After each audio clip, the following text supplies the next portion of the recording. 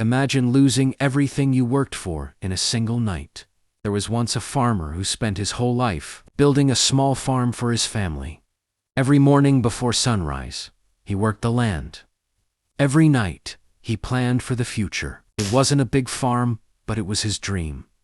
Then, one terrible night, the storm arrived. The rain was relentless, the wind was violent. By morning, his crops were destroyed. The farm he spent years building was gone. The neighbors came and told him, "You should give up, you're too old to start again. You'll never recover from this." The farmer stayed quiet. The next morning, he picked up his tools, then he started planting again. Day by day, seed by seed. Years later, that same farm became the largest in the area. When someone asked him how he found the strength to start over, he said, "The storm destroyed my crops, not my will to grow them again."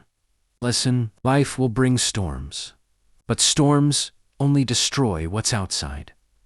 They cannot destroy the determination inside you.